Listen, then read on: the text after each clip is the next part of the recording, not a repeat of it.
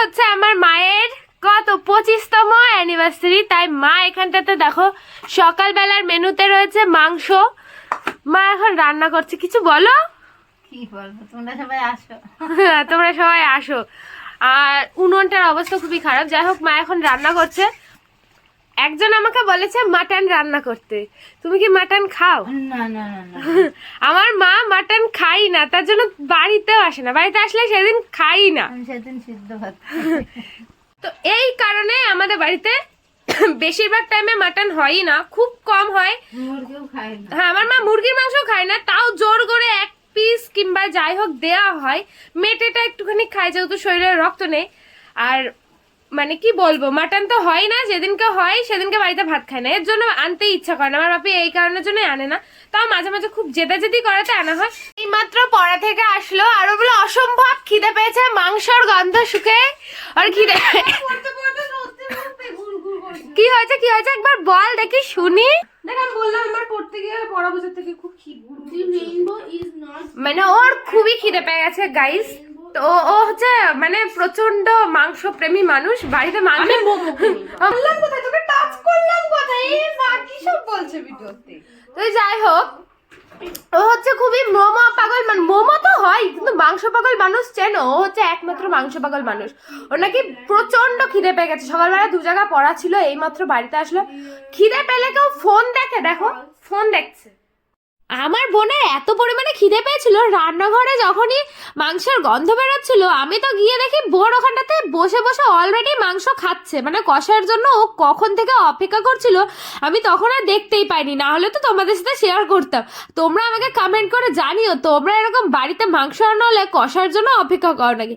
আমি আমার বোনরা মিলে তো সে ছোটবেলা থেকে এরকম ভাবে অপেক্ষা করি, রান্না হতে না হতেই মায়ের কাছে গিয়ে শুধু মাংস চাওয়া শুরু করে দিই। আর এদিকে আমাকে যেই একটা বড় পিস দিল, অমনি আমার বোনের হয়ে গেল রাগ, কারণ ও তখন আমার পিসটা খাবে। এই নিয়ে তো আমাদের মধ্যে সে ঝগড়াই বেঁধে গেল যে না আমি খাবো। আর এদিকে আমার কাকির ছেলে পেছনে এসে দাঁড়িয়েছিল, তো ও কি একটা জিনিস কিনেছে সেটাই দেখাতে এনেছিল।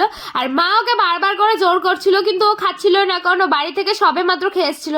তো আমি বললাম আরে বাবারে খেয়ে নে, আজকে তোর জেঠু আর বড় মার হচ্ছে 25তম অ্যানিভার্সারি, তার জন্য ওর পছন্দ মতোই মা ওকে একটা লেগ পিস দিয়ে দিল। আর ও তো ভিডিওর সামনে আসবে না বলে নিয়ে দৌড় মেরেছে, কারণ আমার ভিডিওতে ও আসতে চায় না, ওর নাকি প্রচন্ড লজ্জা লাগে। দেখো এখনই নিয়ে কেমন ভাবে দৌড় মারবে। আমি তো ওর পেছন পেছন ক্যামেরা করতে করতে গেছিলাম, কিন্তু তাও ওর মুখটাই আমি তোমাদেরকে দেখাতে পাইনি।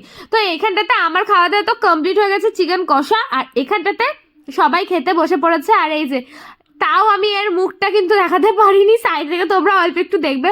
ও দৌড়ে বেড়াচ্ছিল সারা ঘর দিয়ে, তাই আমি বললাম থাক দরকার নেই, তুই খেয়ে নে শান্তি করে, তোকে আমি দেখাচ্ছি না। আর এখানটাতে আমার বোন টিভি দেখতে দেখতে একা একাই ঘরে খায়, আর ছোট বোন টেবিলে বসে একা একাই ফোন দেখতে দেখতে খাচ্ছিল। আর এই যে বললাম ভাই কি একটা গ্যাজেট নিয়ে এসেছিল সেটাই ও দেখাচ্ছিল। আমি তো ভাবছিলাম গামলায় মাংস কোথায়, দেখি অল্পই রয়েছে, তারপরে দেখি না আমার প্লেটও বেড়ে রেখেছিল।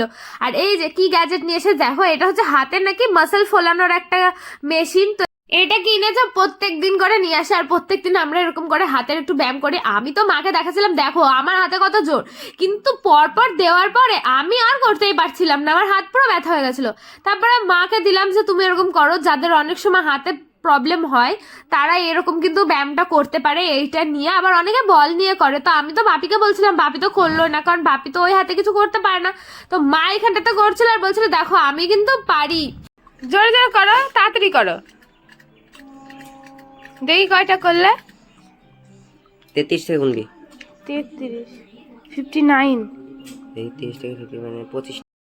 সবার খাওয়া দাওয়া কমপ্লিট, আর তারপরে আমি একা একা খেতে বসে পড়েছি। কি কি ছিল দেখতেই পারছো, তোমাদের তো দেখিয়ে দিচ্ছি। আগে ছিল চিকেন, আর এখানটাতে ছিল বিট গাজর ভাজা, যেটা আমার মা করবে এই শীতকালে, বিট গাজর মা ভাজবেই ভাজবে। আর আমার বেশ ভালোই লাগে। ছোটবেলায় না একদম খেতাম না, কিন্তু এখন একটু বড় হতে শিখেছি না, এখন একটু ভেজিটেবলস গুলো বেশিই খাচ্ছি, ভালোই লাগছে খেতে। আর আমার বোন তো একদম বিট গাজর ভাজা খেতেই চায় না। তোমরা আমাকে জানিও যে তোমাদের কার কার বিট গাজর খেতে ভালো লাগে আর কার কার ভালো লাগে না।